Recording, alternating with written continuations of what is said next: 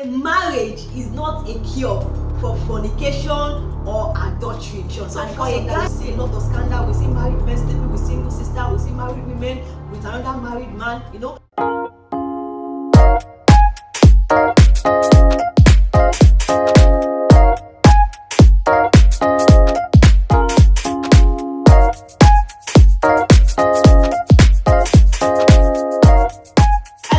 everyone, welcome to another episode of Book Review with Oluwatosin, and we are reviewing the book titled Red Flags in a Relationship, One Before Being Trapped.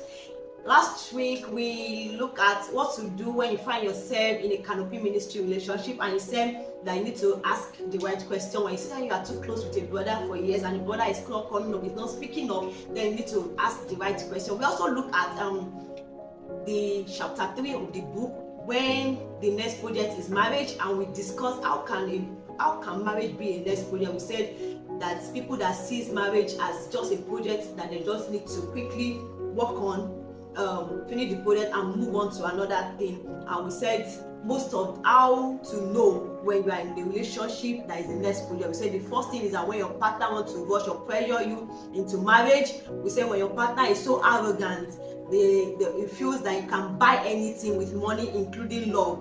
When you notice that they are unwilling to fight for the home, then you may be in a relationship that is just a project. So today we are looking at what to do when you find yourself in a relationship, in a project relationship. Before we move on, please try to like, share, and subscribe to our YouTube channel. You can also get this book, Red Flag in a Relationship, One Before Being Trapped, on seller for just 2,000 naira. So today, what to do when you find yourself in a project relationship, except you don't want to build a godly and blissful home for yourself, or you are the type of person that believes in divorce. When things are not working, you don't really want a lasting and God-fearing home, then run as fast as you can from the kind of people, because they will make life miserable for you. You will also be so lonely in that marriage, because the man will marry you and abandon you without thinking your feelings, because he marry you for just a project. So if he abandon you, won't even think of it. You will be so lonely because you are just a project. So once he's done with you, you move to another project. Maybe the next project will be maybe PhD, or maybe to become a professor. Something. It will leave you, abandon you, and you'll be so lonely. If it's a lady, the lady will frustrate. And if you are a guy, you marry a lady that sees marriage as the next project, the lady will frustrate your life. She will make you believe that you are the one with whom something is wrong with, or that you are not doing the right thing. She will never respect or submit to you. So the best thing to do is to run when you see that the relationship you are into is just a next project. This man or the guy or the lady, you just seeing that relationship or marriage as a next project. Then the best thing to do is to run, because you are going to be frustrated if you move ahead to marry such a person. So today we'll also be looking at when marriage is an escape route. That is the chapter 4 of the book, when marriage is an escape route.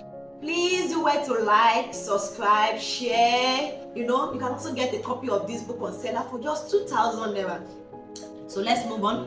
When marriage is an escape, what does it mean that marriage is an escape route? Say marriage should not be viewed as an escape route from problem or difficult situation. It means that in this book, it was saying that some people see marriage as escape route to run from prayer, to run from a lot of problems, that is just an escape to hide their head.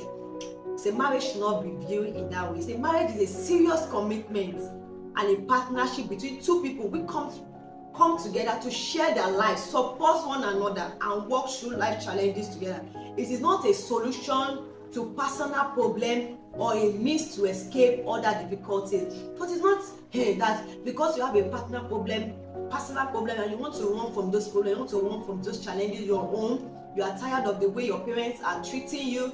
You are tired of the way people talk to you, and you think when you are married and there is now Mrs. on your name, people will start respecting you. No, it is far more than that. It has to do with commitment. Marriage should not be viewed as an escape route. So if someone considers marriage solely as an escape, it's essential that you reconsider their motivation and expectation before going into marriage. Because if you consider marriage an escape route and you are coming with that view, then you may likely not enjoy yourself in that marriage, because you need to reconsider and change your orientation. Entering a marriage with this mindset can lead to further complications and unhappiness. It is necessary to address personal issues, make personal decisions based on healthy and genuine desire to build life with your partner and have a realistic expectation of marriage. He said most of the time the reason why we see that there's issues in marriage is because people have so much expectation on their partner. You see, in the marriage you carry a lot of expectation in your mind. You think when I'm married, you know, you already figure yourself as how you want your marriage to be, because you are using it to look at another person married. You are looking at your sister, your aunt, or your brother, your uncle, or your family marriage. You're saying, oh, when I get married to this person, this is how my marriage will be. And when you enter your home, it will not be like that. You know, it's going to affect your expectation, and you start having difficulties and challenges in that marriage. So we need to be very, very careful not to see marriage as an escape route. So examples of escape routes people perceive marriage from. The first one is escape routes from fornication. And in this book it says, see, some people see marriage as an escape route from fornication. And he said they believe that since marriage will give them license to have sex with their spouse at any time they want it, they wanted it. The best thing is to get married as soon as possible to the lady or to the man whose body structure will satisfy their lust. However, they don't know that marriage is not a cure for fornication or adultery. Please, I need to take this again. He said marriage is not a cure for fornication or adultery. So for a guy or a lady that sees marriage as an escape route to fornication, because you know that, oh, I have nice sex anytime, in the morning, in the afternoon, in the night, I can have sex with this lady. She's not I've already paid her dowry. I said, do not consider marriage as an escape route to fornication, because it is not a cure for what? For fornication or adultery. Can only bring down the lustful appetite for a season. Yes, that is why there is so many sex scandals out there between married men and women from other husbands. Married men with single ladies or with single mother. You know, they say because people see marriage as an escape to fornication, and after marriage they'll say that, oh, this person is not satisfying my, you know, the kind of urge I have, because you already have an expectation. And because of that, we see a lot of scandal. We see married men sleeping with single sister. We see married women with another married man. You know, we see a lot of scandal out there. Why? Because these people view marriage as an escape to fornication, from fornication. And when they enter into marriage, they see that, oh, this person that I married is not really satisfying my urge, because you already have a kind of, you know, you already carry a kind of way that, oh, this person is going, I can have, you know, this person is going to, anytime I can just call her, you know, and you're not really seeing that expectation in that marriage, and you start going out to fornicate and adultery out there. So we should not see marriage as a place of fornication. Lust is so wicked that it can bring down a top person, government official, a professor, or even so-called man of God with a housemaid, a secretary, or a young girl, a girl young enough to be their doctor. Lustfulness must be dealt with physically and spiritually before you get married. Please, it is very marriage will not solve that. Marriage is not an escape route for fornication.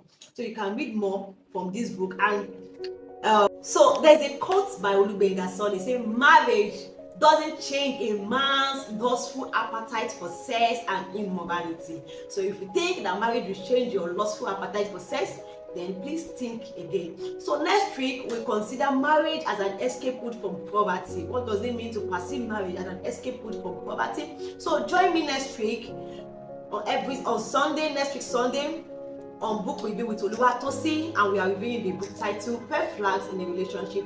Run before being trapped. Do well to get this book on seller for just 2,000 naira. The link for the book is on my Instagram page, Oluwatosin.Olugbenga. Please like, subscribe, and share this video. Thank you. Bye bye. See you next week Sunday.